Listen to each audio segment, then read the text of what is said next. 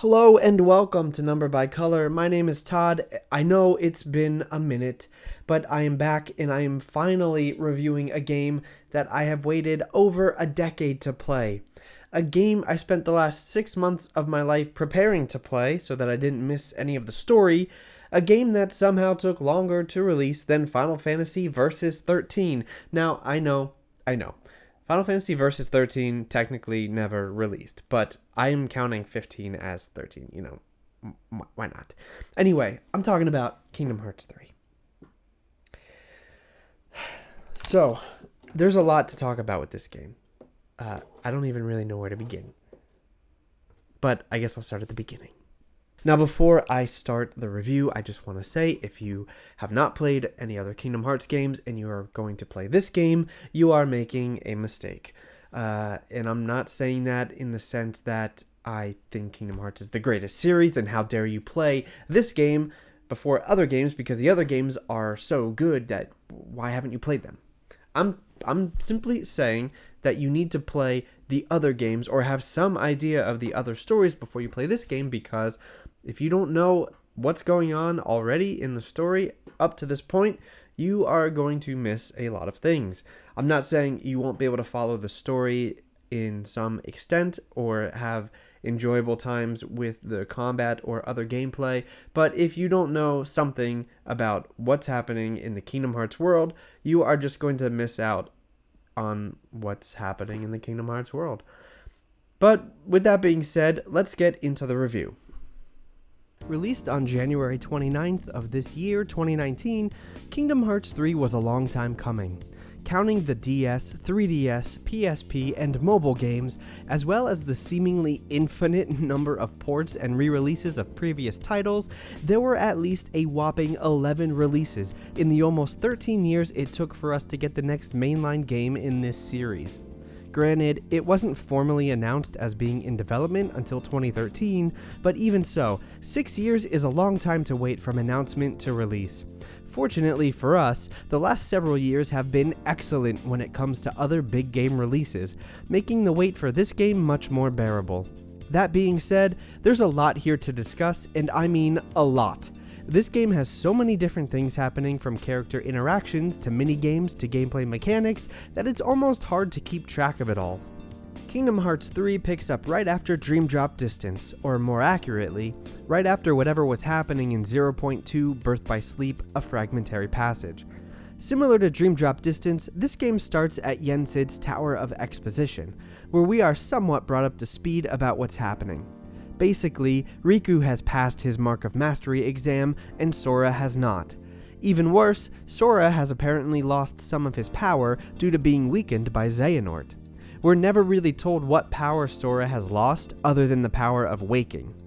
But that isn't really a power Sora ever had, so I'm not really sure why this is something that comes up as much as it does. Besides needing to learn the power of waking, Sora is also tasked with gathering the 7 Guardians of Light to contend with Xehanort and his 13 Vessels of Darkness. This means finding Aqua and restoring Ventus and Terra. And so, his new journey begins. The story of this game is kind of a mixed bag for me. The beginning starts out fairly strong, even if it's a little heavy on exposition. However, there are a lot of long stretches where not much is happening. Granted, this is more a consequence of each world taking longer to complete, but the brief interstitial segments of dialogue between worlds didn't always drive the story forward enough for me.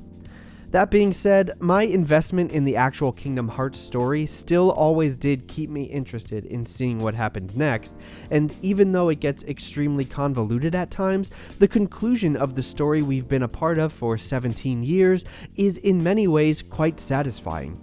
I will say that Square really stacked the deck against themselves by having introduced literally dozens of main characters and plot mechanics over the last decade that they now had to incorporate into this game in order to tie everything up. If you haven't kept up with the series, you will likely have a hard time keeping track of who everybody is and why they're doing what they're doing. But if you have kept up, you'll notice that Square does a pretty good job at making sure everybody that's actually in the game gets at least some screen time and isn't just completely shoehorned into the story. That, at the very least, deserves some commendation. One thing that has to be said though is that this game is missing every Final Fantasy character that has been in the series so far. That, in my opinion, is a huge detriment to the narrative. Leon, Yuffie, Aerith, and Cid, at minimum, were significant players in the first 2 mainline games. To exclude them here just seems plain weird, although, again, there were dozens of other characters we needed to focus on. I guess you can justify them not being in the game since Radiant Garden is not a world you visit, but that fact in itself is also a little baffling to me. I definitely missed their presence, as well as Cloud's and Sephiroth's, but the game still works without them. The general combat mechanics of Kingdom Hearts 3 include aspects from many of the other games, but overall it feels most similar to Kingdom Hearts 2, and that's a good thing.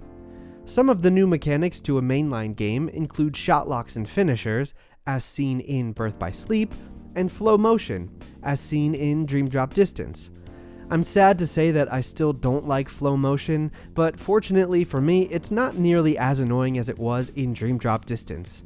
I still don't know why it's a thing, and I could have used fewer walls to run up, but maybe that's just me. Summons also make their return in the form of Heartbinders, but the biggest additions to combat are the Attraction Flow attacks and Keyblade form changes. With Attraction Flow, Square has basically brought the experience of Disney rides to Kingdom Hearts. These larger-than-life finishing moves are not only flashy, but they can deal tons of damage. Some are admittedly more useful than others, but all of them are worth experiencing at least once. As for the Keyblades, they've probably had the biggest overhaul. Yes, new Keyblades are still acquired from completing each world, but they now have their own upgrade system. By using synthesis items you find throughout the worlds, you can upgrade each Keyblade a handful of times, every upgrade adding a point to either physical or magical attack power and, sometimes, even unlocking additional passive abilities. This system helps the player feel like they're getting more powerful over time, which is helpful because some worlds are very long, like 3 hours long, meaning that it can be a while before you get the next new Keyblade. In addition to this, each Keyblade either gives Sora the ability to form change, similar to dry forms in Kingdom Hearts 2, or transforms itself into a new, more powerful weapon for a brief time. The form changes didn't do much for me, but the transforming of the Keyblades was a really cool new addition that I honestly thought I was going to hate before I started playing the game. Indeed, I really enjoyed getting new Keyblades and discovering the new and unique transformations I now had access to.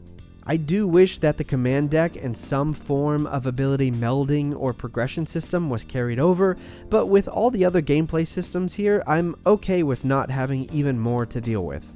Next, let's discuss world traveling. The Gummi Ship makes its triumphant return in this game, and I think I would say that this is overall the best implementation of the ship to date. Instead of only playing through Gummi Ship missions when unlocking routes to new worlds, in Kingdom Hearts 3, the system has been completely revamped. Now, missions are only one small aspect of Gummi exploration. That's right, exploration. Disney worlds now reside within their own star clusters, which are huge areas within which you can freely control your ship. You can set waypoints and fly directly to your destination, or you can explore the vast areas and discover smaller skirmish missions, boss fights, item crystals, and ship blueprints, constellations, and more. The reason I know that this is the best iteration of Gummi Ships is because I found myself on several occasions spending hours flying around completing missions and collecting every item in every nook and cranny. This is just genuinely fun. I'm also happy to report that the Gummi Ship creation makes a return. And this time I actually didn't mind it too much. I still think it can be pretty overwhelming, and some of the ships you get from collecting blueprints are way more powerful than anything you can create, but overall building ships is easier than ever, and the variation of gummy parts, accessories, and colors can yield some cool creations. As a general tip, if you're struggling to get the special items you need to upgrade Keyblades, you might want to spend some time in the Gummi Ship, because you can usually get what you need from the treasures in space. I want to talk about all the mini-games and side content in this game, but this review is already getting a little long in the tooth, so it'll just have to suffice to say that there is an absolute plethora of different things to do in this game, from Classic Kingdom to Verum Rex to ship battles, Fantastic 7, dancing, and battle gates. While some of these are good, some are great, and some are only so-so. I do want to talk about a couple specific minigames. I don't always like the things that the 100 Acre Wood has to offer, but in this game I actually enjoyed the minigames presented there. Unfortunately, that's basically all there is to that world, which is sort of a sad way to end things. On a positive note, this game's version of puzzle pieces or sticker collecting comes in the form of lucky emblems, and it's pretty fun to search for these cleverly hidden icons. You have to take pictures of emblems in each world, and as you collect more pictures, you'll receive better rewards. I didn't find this to be as satisfying as the puzzle pieces in Kingdom Hearts 2, but it was still fun to always be on the lookout for the next emblem. I haven't spoken too much about the UI of previous Kingdom Hearts games, but something that kind of bummed me out in this game was the Gummy Phone. Early on, Sora gets access to a Gummy Phone, which doubles as Jiminy's journal.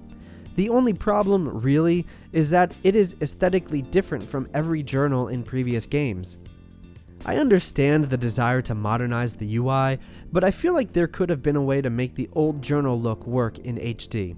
On the bright side, it's pretty well organized and easy to find what you're looking for. I was just really looking forward to the classic Jiminy journal, so the Gummy Phone threw me off a bit. The music in this game fits right into the Kingdom Hearts world, including the Skrillex-produced Face My Fears.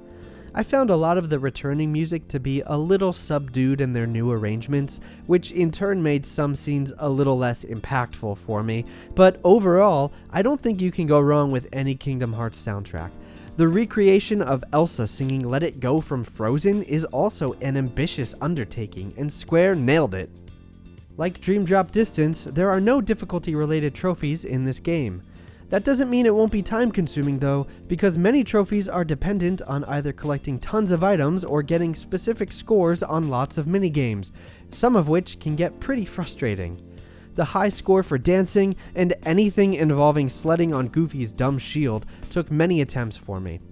Overall, it's a decent list that feels achievable. It's probably too soon to tell where this game ranks for me overall in the Kingdom Hearts series, but I did come away from it with strong positive feelings. If I had to place it right now, I'd probably put it slightly below Birth by Sleep and above Chain of Memories and Dream Drop Distance. While I do think the game is more than the sum of its parts, certain aspects left me wanting something more, be it the lack of several major characters or just the crazy amount of story elements to tie up. While it's not as cohesive as either the first or second mainline Kingdom Hearts games, this game still has a good story with a satisfying conclusion to Sora's fight against Ansem, Xemnas, Xehanort, and Organization 13.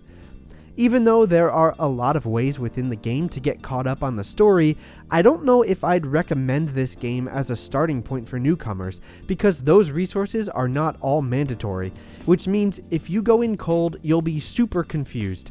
And you will probably miss most of the impact of major plot points, and I don't think the battle system and other gameplay mechanics alone are enough for people to enjoy without the story.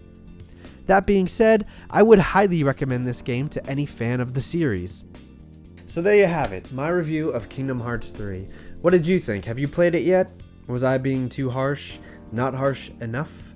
I wanted to play this game when it released in January, but I hadn't yet finished Dream Drop Distance, and that's arguably the most revelatory game in the series, so I'm glad that I waited and caught up on the story before starting this game, because, as I mentioned a couple of times in this video already, playing this game without knowing anything of Kingdom Hearts lore is not recommended. If you still want to go in and you still want to play this game and not play the other games, I would at least suggest catching up on the story either via YouTube video, or in this game there is actually something called the Memory Archive where you can go in and it gives you a couple of different short-ish videos that kind of just give you some story beats that have happened in the series so far, so you're at least a little bit familiar with characters and things that have happened in the story. That's it for me, though. I gotta go and work on the next review, which will hopefully not take me a month or longer to post, fingers crossed. If you want to keep up with me in the meantime, you can find me on Twitch, you can find me on Facebook, on Twitter, on Instagram. I got a bunch of links down below if you want to check that out. If you want to watch me play these games before I review them, I do play on Twitch every Monday, Wednesday, Friday-ish, around 8:15 to 8:30-ish for about an hour and a half-ish. Yeah, it's all ishes. It's a little bit of a flow, but usually I'll kind of tweet and feel out when I'm going to do it and let you know when I'm going to go live. Typically, you can expect Monday, Wednesday, Friday around 8:15 or 8:30. So that's that. So I'm going to go and get ready for the next show. Have a good night and a gooder tomorrow. Goodbye.